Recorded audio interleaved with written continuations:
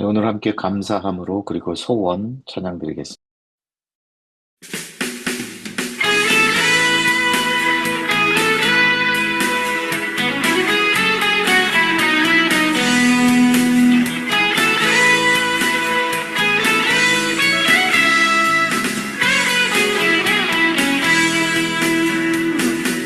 여호와를 즐거이 불러 기쁨으로 주께 나가리.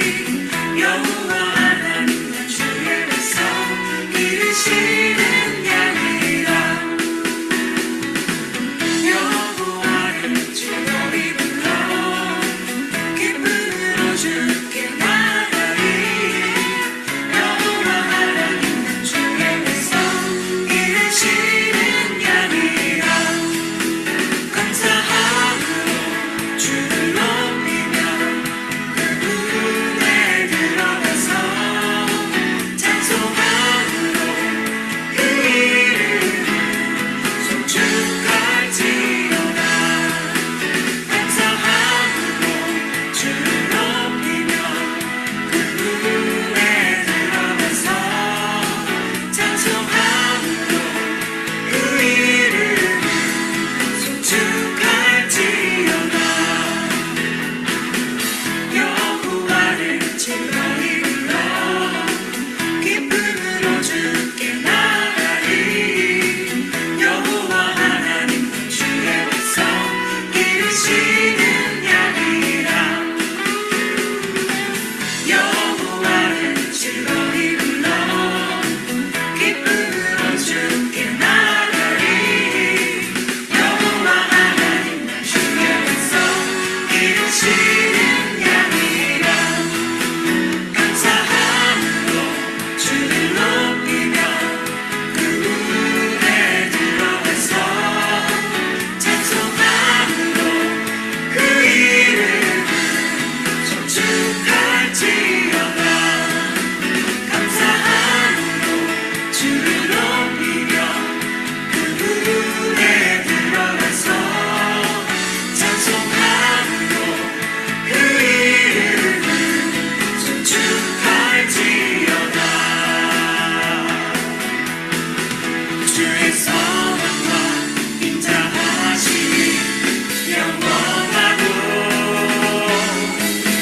주의 성실하심이 대대에 이치로다. 감사함으로 주를 높이며 그분에 들어가서 찬송함으로 그 이름을 송축할지어다.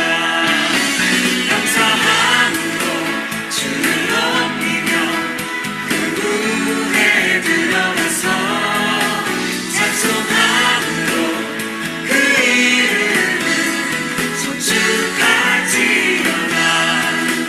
감사함으로 주를 높이며 그분에 들어가서 찬송함으로 그 이름을 송축할지어다.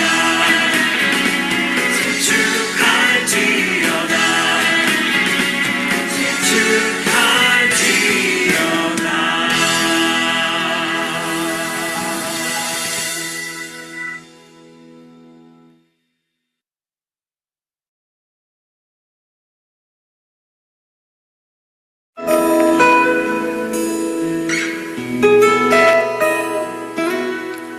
주님, 내가 주의 장막을 사모합니다.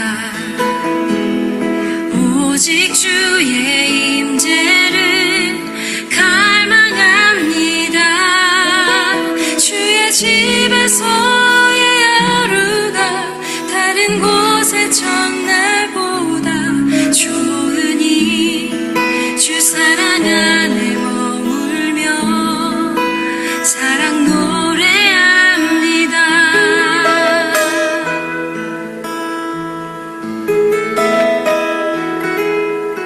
주님, 내가 주의 장막을 사모합니다.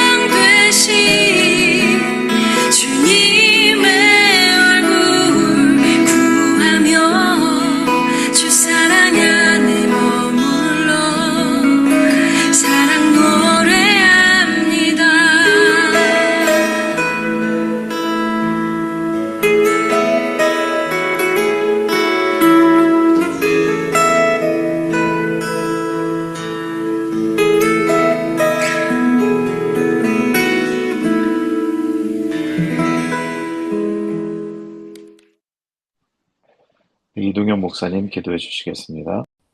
하나님은 나의 반석이시요 나의 요새시요 나를 건지시는 자이시요 나를 피할 바위시요 나의 방패시요 나의 산성이십니다.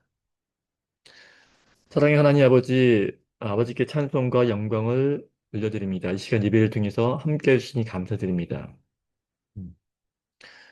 하나님 아버지께서는 이 땅 가운데 내가 있게 해주신, 우리가 있게 해주신 나의 창조주 되시고, 우리의 창조주이시고, 나를 기르시고 보호하시는 양육자이시며, 나의 아픔을 치료하시는 치료자이십니다.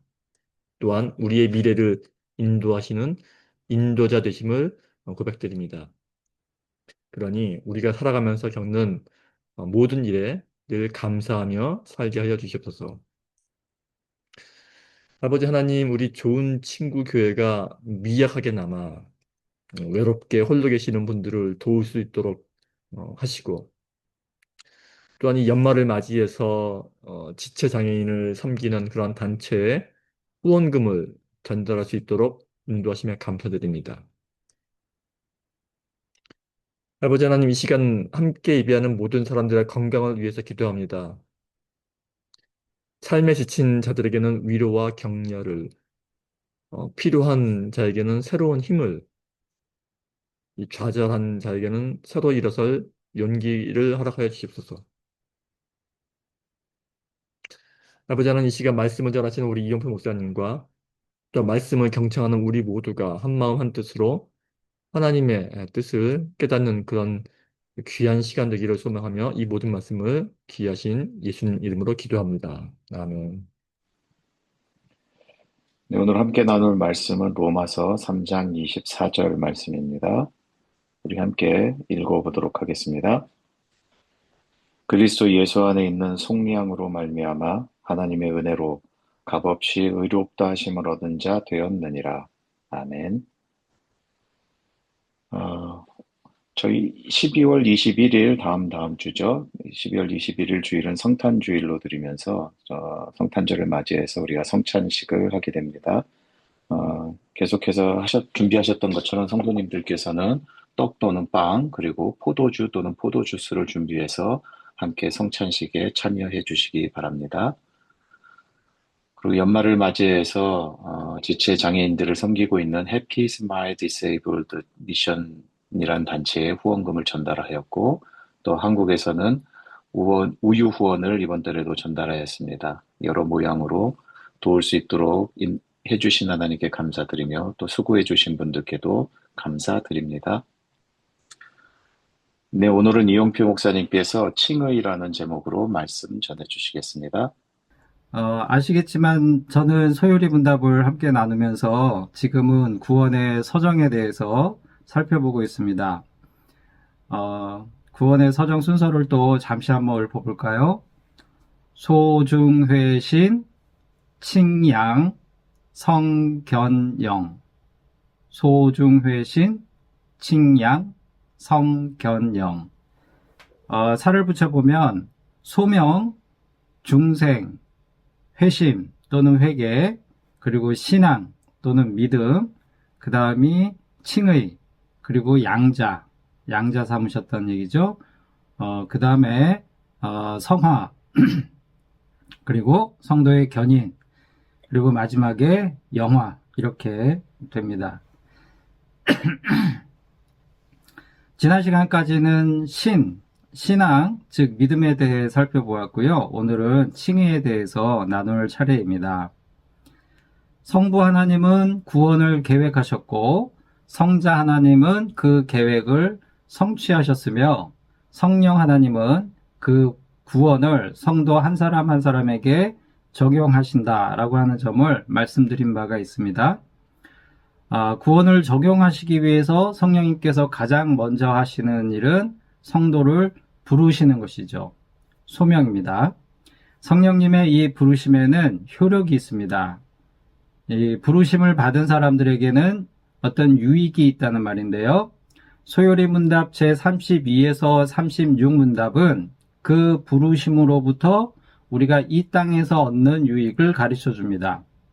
이 땅에서 얻는 유익, 그리고 또 그 부르심은 이 땅에서뿐 아니라 우리가 죽을 때도 그리고 다시 부활할 때에도 유익을 주는데 그 유익을 각각 제37문답과 제38문답에서 우리에게 설명해 주고 있습니다. 그러면 성령님의 부르심을 받은 성도들이 이 땅에서 얻는 유익은 무엇일까? 일반적으로 사람들이 좋아하는 부와 명예, 또 건강, 만사 형통이라든지 또는 힘과 어떤 재능, 뭐 이런 것일까요? 아닙니다. 전혀 그렇지 않습니다. 소율이 제32문답에서 설명하는 유익은 이런 것들과는 전혀 다른 것입니다. 그러면 그 유익이 무엇인지 소율이 문답 제32문답을 우리 함께 읽어보겠습니다. 소율이 문답 제32문답. 자, 질문은 무엇이죠? 효력 있는 부르심을 받은 사람들이 이 생에서 무슨 유익을 얻습니까? 답은 효력 있는 부르심을 받은 사람들은 이 생에서 이롭다 하심과 오타가 났네요. 의롭다 하심입니다. 의롭다 하심과 양자로 삼으심과 거룩하게 하심을 얻고 또한 그것들과 함께 오거나 그들에서 나오는 유익을 얻습니다. 제가 잘못 보내드렸습니다. 우리 백창준 목사님이 오타를 내신 게 아니고 제가 잘못 보내드렸어요. 죄송합니다. 성령님의 부르심으로 이 생에서 받는 유익은 첫째, 의롭다 하심이 있습니다. 구원의 서정에서 칭의에 해당이 되죠. 둘째로는 양자로 삼으심이 있습니다. 마찬가지로 구원의 서정에서 칭의 다음에 나오는 것이죠. 셋째, 거룩하게 하심이 있습니다. 구원의 서정에 나오죠. 성화입니다. 이 첫 번째 유익함, 의롭다 하심이 오늘 우리가 나눌 주제인 칭의인 것이죠. 소율이 문답 제33문답, 22문답 다음에 나오는 제33문답은 이 칭의에 대해서 좀 더 자세히 설명하고 있습니다. 오늘은 제33문답도 우리 같이 한번 읽어보겠습니다.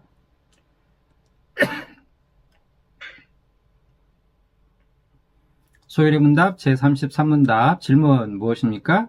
의롭다 하심이 무엇입니까? 이에 대한 답은 의롭다 하심은 하나님께서 값없이 주시는 은혜의 행위이고 이로써 그분이 우리의 모든 죄를 용서하시고 우리를 자기 앞에서 의롭다고 여겨주십니다. 이것은 오직 그리스도의 의를 우리에게 돌려주시는 일이고 우리는 오직 믿음으로 받습니다. 제33문답에서 가르치는 의롭다 하심, 곧 칭의는 하나님께서 값없이 주시는 은혜의 행위다. 이렇게 말씀하시고 있죠. 이 행위를 통하여 우리 죄를 용서하시고 의롭다고 여겨주시는 법적인 선언이 되겠습니다. 이렇게 하시는 것이 가능한 까닭은 그리스도께서 이루신 의를 우리에게 전가시켜서 적용이 되게 하시는 일입니다. 그리고 이 유익함을 얻기 위해 우리가 해야 하는 것은 칭의가 하나님의 은혜의 행위인 것 같이 오로지 우리의 믿음으로 받는 것 외에는 아무런 노력이나 행위가 필요하지 않습니다. 칭의라고 하는 것은 간단히 말해서 하나님께서 우리를 의롭다고 단어 그대로 칭해 주시는 것인데요. 칭한다는 말을 선언한다라고 하면 그 의미가 좀 더 분명해집니다. 칭의란 하나님께서 죄인을 의롭다고 선언하시면서 그 신분을 죄인에서 의인으로 바꾸어 주시는 것입니다. 그런데 이와 같이 신분이 변화가 될 때, 우리 신분이 변화가 될 때 그 혜택을 받은 죄인이 그 일부라도 스스로 대가를 지불하거나 노력한 것이 전혀 없이 이루어집니다. 이와 같은 결과는 오로지 하나님의 은혜와 주권에 의한 것입니다. 그래서 오직 믿음으로 의롭게 된다. 즉 이신 믿음으로써 칭의 의롭게 된다라고 하는 이신 칭의가 나오게 되는 것이죠. 그러면 이 칭의라고 하는 개념을 우리 삶하고는 어떻게 연결 지어야 할까? 현재 신앙 상태나 삶에 대한 태도 등에 이 칭의라고 하는 개념이 어떤 영향을 줄 수 있을까요? 교리 공부가 따분하고 재미가 없는 까닭은 언제나 이론적이기 때문에 때로는 이론적이기만 할 뿐 현재의 삶에 연결되는 그 맥점이 쉽게 잡히지 않기 때문일 것입니다. 그런 점에서 이 칭의 교리에 담긴 몇 가지 개념을 생각해 보면서 칭의를 지금 우리 삶과 신앙에 닿아 있는 그런 진리로서 조금이라도 느낄 수 있기를 바라봅니다. 첫 번째, 이 칭의 교리에 대한 오해가 있습니다. 그것은 하나님께서 우리 각자를 향해 말씀하시는 의롭다고 이렇게 선언해 주시는 이 의롭다 하심은 단지 법적인 선언일 뿐인데 우리는 이를 상태의 변화로 오해할 때가 있다는 것입니다. 무슨 말이냐면 칭의는 우리 신분이 죄인에서 의인으로 바뀌었다는 하나님의 공적인 선언이지 우리 상태가 죄인에서 의를 행할 수 있는 완전한 죄인에서 완전한 의를 행할 수 있는 사람으로 변화되었다거나 죄를 짓지 않는 사람으로 바뀌었음을 뜻하는 것이 아니라는 거예요. 예를 들어서 트럼프 대통령이 지금 미국에서 불법 체류자들을 많이 잡아들이고 있지 않습니까? 그 잡아들인 사람들에게 당신들은 이제 미국 시민권자이니 사회로 나가 자유롭게 살라 라고 선언하면서 아무런 대가 없이 그들을 풀어주었다고 한번 생각을 해볼까요? 이때 풀려난 사람들이 내적으로 도덕적 변화를 경험할까요? 전혀 그렇지 않습니다. 그들이 가진 모습, 그들이 가진 성품, 그들이 가진 기질 그대로 단지 신분만 불법 체류자에서 미국 시민으로 바뀔 뿐이죠. 사형 집행을 기다리는 사형수가 있다고 가정해 볼까요? 칭의는 어느 날 판사가 그를 불러다가 죄송합니다. 오늘 제가 기침이 많이 나네요. 어느 날 판사가 그 사형수를 불러다가 당신의 죄는 모두 사면을 받았으니 이제 나가서 자유인으로 사시오라고 선언하고 그를 풀어주는 것과 같습니다. 이때 판사가 그의 사면을 선언했다고 해서 그의 성품이 의로운 사람으로 이 성품까지도 바뀌는 것은 아닌 것이죠. 마찬가지입니다. 하나님께서 우리 각 사람에게 너는 이제 의로운 존재다 라고 선언하실 때 그 선언으로 우리 성품이 바뀌어 거룩하게 되거나 선하게 되거나 죄를 안 짓는 사람으로 바뀌는 것이 아니라 우리 안에는 여전히 죄성이 있음에도 하나님은 우리 신분을 죄인이 아닌 의인으로 분명하게 인정해 주신다 라고 하는 것이죠. 이것이 칭의 교리의 중요한 핵심 개념 중에 하나입니다. 그런데 이런 일이 인간관계에서는 거의 일어나지 않지요. 있을 수 없는 일이죠. 사람들 사이에서는 상대방의 잘못을 용서해 주는 것은 그만한 대가를 그가 치르지 않고는 이루어질 수 없는 일입니다. 도덕적으로도 그렇고요. 법적으로도 그렇고요. 그러다 보니 하나님과의 관계에서도 무언가를 해야만 하는 것으로 느낄 때가 많은 것 같아요. 하나님은 이제 너는 의인이라고 선언해 주셨는데 아무런 대가 없이 그렇게 해준다는 것이 인간의 윤리와 상식으로는 도저히 받아들여지지 않고 믿기지가 않을 수 있다는 것이죠. 그래서 자꾸 자신이 의로워야만 그 선언이 하나님께서 주신 의인의 신분이 유지가 되는 것처럼 생각합니다. 내가 의로운 행위를 해야만 하나님께서 칭해 주신 그 의가 그 의인의 신분이 유지가 되는 것으로 생각을 한다는 것이에요. 그런데 자신의 힘으로 의롭게 사는 것에서 인간이 완벽하게 성공한 적은 한 번도 없습니다. 딱 한 번 있기는 하죠. 바로 우리 예수님이에요. 예수님 외에는 스스로 자신의 힘으로 의롭게 사는 것에서 성공한 사람은 아무도 없습니다. 그럼에도 의인이 되었으니 이제 의로워야 한다는 강박에 시달립니다. 그리고 하나님께서 베푸신 은혜에 대하여 언젠가는 내가 갚아야 할 채무로 생각하고 살아가기도 하는 것이죠. 그러다 보니 늘 죄책감에 짓눌리고 그런 날들이 쌓이다 보면 내가 과연 구원을 받은 것인가? 내 믿음이 진짜 믿음인가? 이런 우리 신앙의 기초가 이렇게 흔들리기도 하는 것 같습니다. 이 말을 오해하여 칭의 교리를 근거로 이 칭의 교리를 근거로 아무렇게나 살아도 된다는 말로 오해하지 않으시길 부탁드립니다. 그렇게 오해하시면 안 됩니다. 제가 드리는 말씀의 의미는 하나님께서 우리를 감옥에서 풀어주셨는데 우리는 감옥에서 나왔음에도 여전히 죄수 번호가 달린 수형 번호가 달린 죄수복을 챙겨 입고 길거리를 다니면서 다시 자기를 잡아가지 않을까 불안해하면서 자신의 죄수복을 가리느라 애쓰고 사는 경우가 있다는 말입니다. 그 죄수복은 이제 그냥 벗어버리면 될 것을 말이죠. 칭의는 우리 신분에 대한 법적인 선언이지 우리 상태가 변했다는 것을 선언하시는 것이 아닙니다. 그렇기 때문에 구원의 서정, 소중회신, 칭양, 성견형에서 성화가 칭의 뒤에 오는 것입니다. 이걸 잘 기억하셔야 돼요. 성화가 칭의 다음에 오는 거예요, 논리적으로. 그런데 우리는 이것을 반대로 생각할 때가 있습니다. 성화를 통해 의롭게 되는 것으로 오해할 때가 있다는 거예요. 성화를 통해 의롭게 되는 것으로. 신앙생활에 열심히 있고 선하게 살기 위해 애쓰면서도 우리 믿음에 자신이 없거나 구원의 확신이 흔들린다면 우리가 칭의와 성화를 반대로 생각하면서 살고 있는 것은 아닌지 돌이켜 볼 수 있기를 바랍니다. 우리가 거룩할 수 있는 것은 하나님께서 먼저 의롭다 선언하셨기 때문에 우리가 거룩한 생활을 해나갈 수 있는 것입니다. 우리의 거룩한 생활을 통해서 의롭게 되는 것이 아니다. 이것을 분명하게 우리가 기억해야 할 것입니다. 다음으로 하나님께서 우리를 의롭다 하시는 선언을 하실 때는 오직 은혜로 하신다고 했습니다.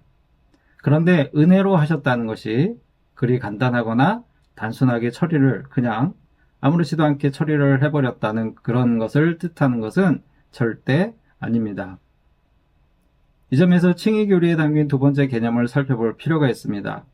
우리가 은혜로서 하나님의 은혜로서 의롭다 선언해 주시는 것이 인간관계에서는 받아들여지기 어려운 개념이라는 것을 앞에서 말씀드렸는데요. 사실 그런 생각이 잘못된 것은 아닙니다. 왜냐하면 하나님께서 그런 은혜를 베푸신 데는 엄청난 대가가 지불이 되었기 때문입니다. 우리가 그 점이 담고 있는 의미를 잘 모르고 살고 있을 뿐인 것이죠. 그 치러진 대가, 하나님께서 우리에게 은혜를 베풀기 위해서 치러진 대가를 오늘 읽은 성경 말씀에서는 속량이라고 표현하고 있습니다. 우리 본문 말씀을 다시 한번 읽어보겠습니다. 로마서 3장 24절 말씀. 네, 제가 한번 읽어보겠습니다. 그리스도 예수 안에 있는 속량으로 말미암아 하나님의 은혜로 값없이 의롭다 하심을 얻은 자 되었느니라. 그리스도 예수 안에 있는 무엇으로요? 속량으로 말미암아 하나님의 은혜로 값없이 의롭다 하심을 얻은 자 되었느니라. 말씀을 보면 하나님의 은혜로 값없이 의롭다 하심을 얻은 자 되었는데 그 하나님의 은혜는 그리스도 예수 안에 있는 속량으로 말미암았다고 말씀하시고 있습니다. 이 속량은 무엇일까요? 우리가 잘 알다시피 너무나 잘 알아서 지금은 마음에 별로 감흥도 느끼지 못할 수도 있는 그리스도의 죽음이지요. 우리는 칭의에 대하여 이런 생각을 한 번쯤은 해보았을 수도 있을 것 같습니다. 뭐냐면 전능하신 하나님께서 우리 죄를 그냥 없애주시면 될 것을 왜 예수 그리스도로 하여금 친히 사람이 되게 하시고 그리고 그 힘든 고난과 또 참혹한 죽음을 당하게 하시는 방법으로 우리 죄를 씻어주신 것일까? 그렇게 안 할 수도 있는 분 아닌가? 우리 하나님은. 그런데 왜 그렇게 하셨을까? 우리가 한 번쯤은 이런 생각을 해보았을 것 같아요. 왜 예수 그리스도로 하여금 그렇게 속량하도록 하셨을까? C.S. 루이스는 그의 책 순전한 기독교에서 이 점에 대해서 이렇게 설명합니다. 우리가 치러야 할 죄값을 어떤 형벌, 처벌이 아닌 갚아야 할 빚으로 볼 수 있다. 만약에 빚으로 본다면 우리는 큰 공경에 처해 있음을 알게 됩니다. 빚을 갚아야 하는데 우리 수중에는 그 빚을 갚을 돈이 없는 거예요. 우리가 하나님께 돌아가기 위해 해야 하는 회개는 사실 선한 사람이 할 수 있는 일입니다. 참된 회개는 선한 사람이 할 수 있는 일이에요. 여기에 함정이 있고 우리가 처한 공경이 있다. 이렇게 설명을 해요. 무슨 얘기냐? 정작 회개가 필요한 사람은 악한 사람인데 사람이 악하면 악할수록 회개할 수 있는 힘은 더 적어진다는 거예요. 그러니까 완전한 회개는 선한 사람만이 할 수 있는 거라는 말입니다. 우리가 악해질수록 회개의 필요성은 점점 더 커지는데 반해 우리가 회개할 수 있는 능력은 점점 더 적어진다 라고 이야기합니다.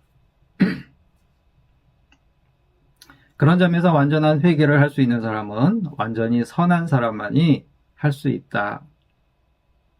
이렇게 설명을 하고요. 그리고 회개라고 하는 것은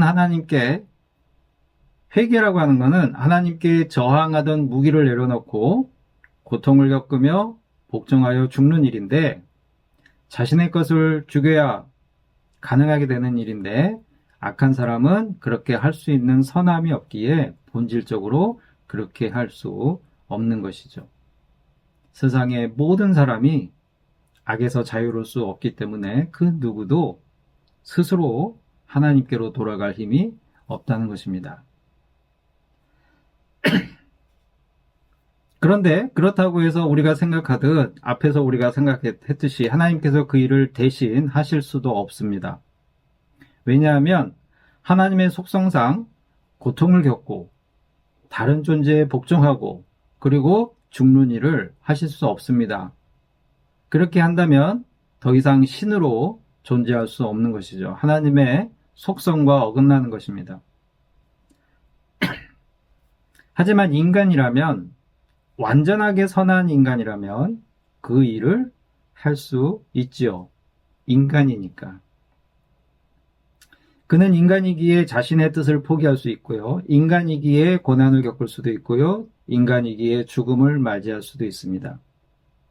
그 자신이 하나님이면서 사람이기에 완전하게 선한 존재로서 인간이 감당해야 할 그 빚을 완전히 청산해 줄 수 있는 존재로서 이 세상의 유일한 존재가 되는데 그 바로 완전한 하나님이면서 완전한 인간인 존재, 그가 바로 예수 그리스도이신 것이죠.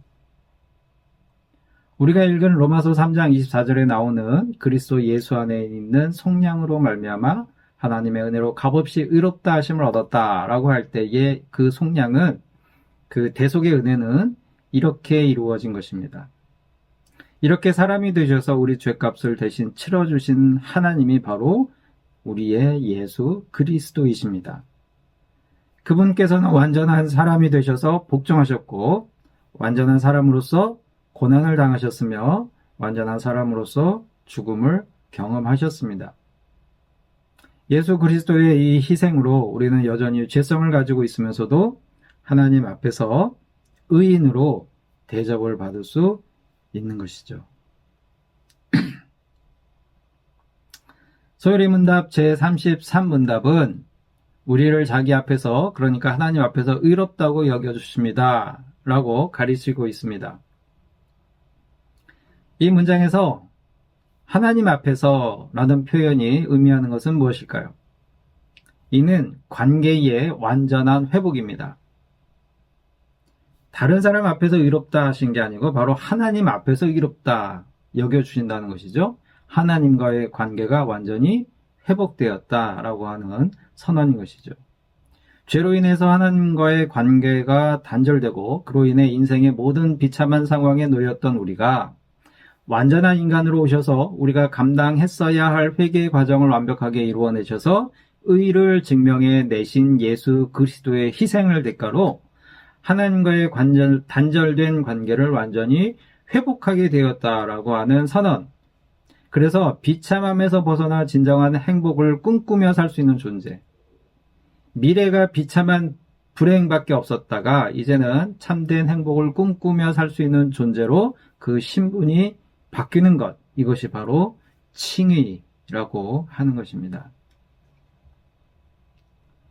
끝으로 이신칭의, 즉 믿음으로 의롭게 된다는 것의 의미를 좀 나눠볼까 합니다. 이때의 믿음을 간혹 이때의 믿음조차도 행위로 생각한다면 우리가 뭔가 해야 하는 것, 내가 스스로의 힘으로 해야 하는 것으로 생각한다면 우리는 또다시 행위 구원으로 돌아가고 또다시 율법으로 돌아가게 됩니다. 하나님께서 원하시는 것은 그것이 아님이 분명하죠. 그러면 믿음으로 의롭게 된다. 믿음으로라고 하는 것은 무엇일까요? 그것은 단지 받아들이는 것, 인정하는 것에 불과합니다. 판사가 사형수에게 이제는 사면이 되었음을 선언하고 자유인으로 살아가라고 옥문을 열어주었습니다. 그러면 사형수가 할 것은 무엇이죠? 그냥 나가면 돼요.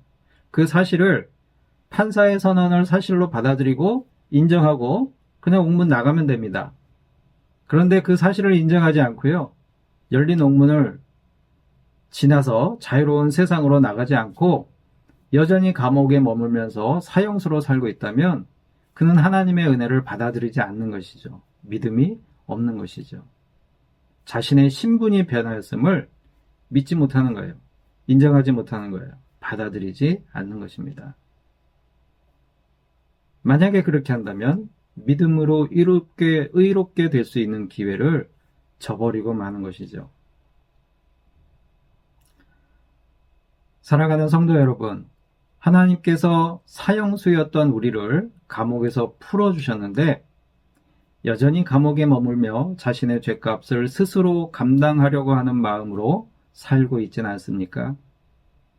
하나님께서 사형수였던 우리를 감옥에서 내보내주셨는데 여전히 수형 번호가 찍힌 죄수복을 입고 죄인처럼 살고 있지는 않습니까?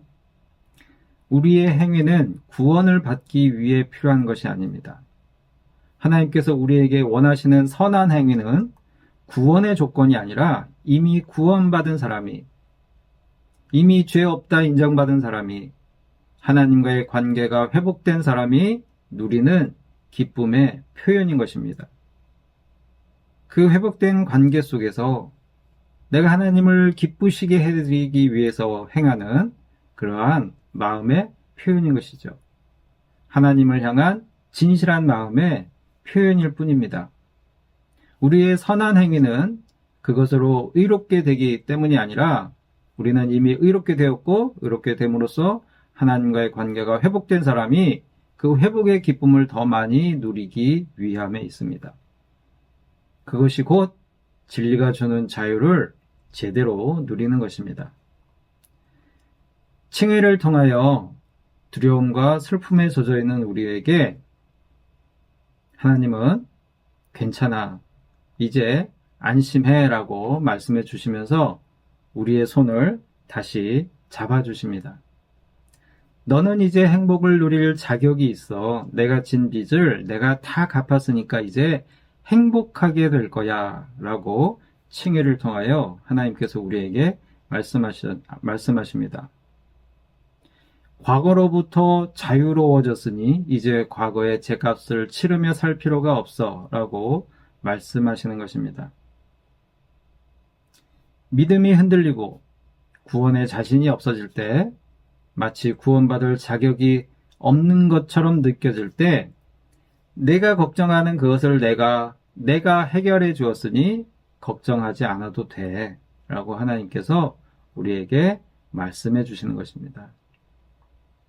저와 여러분, 우리 모두는 비록 우리 안에 여전히 죄성이 있어서 실수하고 넘어지더라도 하나님 앞에 의로운 사람이 되었습니다. 이 사실을 기억하며 자유를 만끽하는 그런 한 주간의 삶이 되시길 바랍니다. 우리 다 같이 기도하시겠습니다. 우리 함께 지어져가는 찬양 드리겠습니다.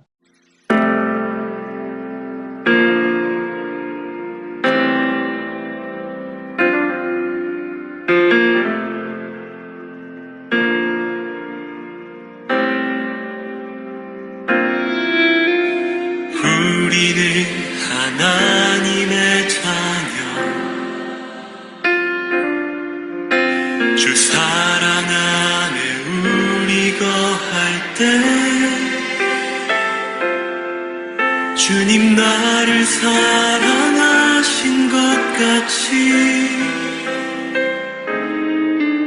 우리도 서로 사랑할 수 있네. 우리는 주의 몸 된 교회 뭐든지 제가 하나 될 때 예수님의 마음을 닮아가며 고통과 즐거움 함께 나누네. 하나님 안에서 우리 서로 이어져 주가 거하실 성전이 되네.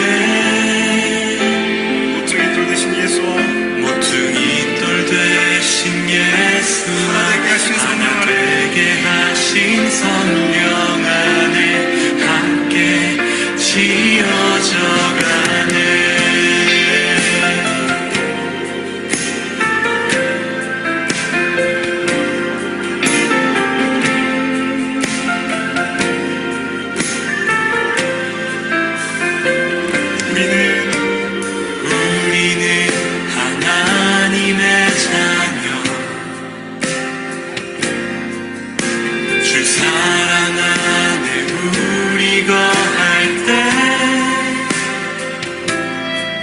주님 나를 사랑하신 것 같이 우리도 서로 사랑할 수 있네. 우리는 주의 몸 된 교회입니다. 우리는 주의 몸 된 교회 뭐든지 제가 하나 될 때 예수님의 마음을 닮아가며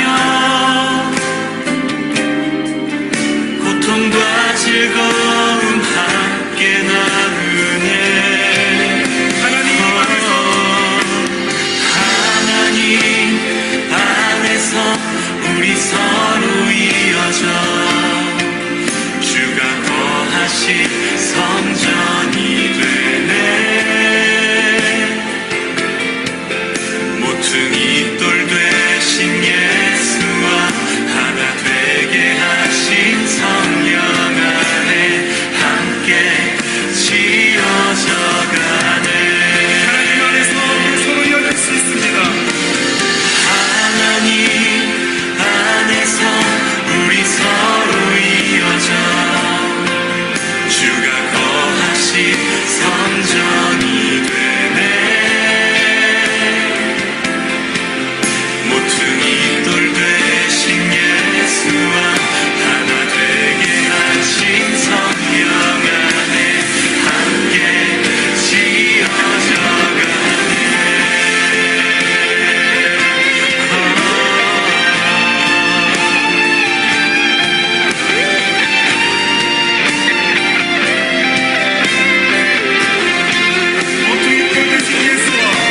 모퉁이 돌 되신 예수와 하나 되게 하신 성령 안에 함께 지어져 가네.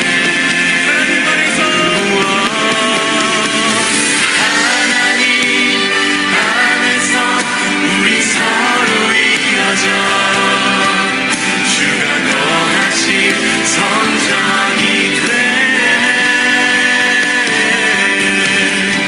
모퉁이 돌 되신 예수와 하나 되게 하신 성령 안에 함께 지어져 가네.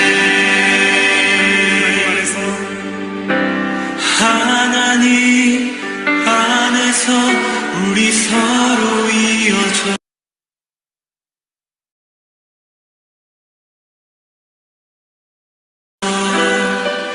주가 거하신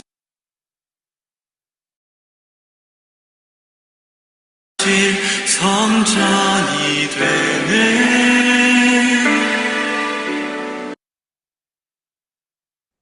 문제가 있었던 것 같습니다. 우리 이용표 목사님 축도해 주시겠습니다. 축도하겠습니다. 우리 주 예수 그리스도의 크신 은혜와 하나님 아버지의 지극하신 사랑하심과 성령님의 교통하심이 우리를 향해 의롭다 칭하시는 하나님의 말씀에 의지하여 흔들림 없이 믿음의 길을 가고자 다짐하는 예배에 참여한 모든 이들의 머리 위에 저들의 가정과 일터와 앞길에 이제부터 영원까지 함께 있을지어다. 아멘.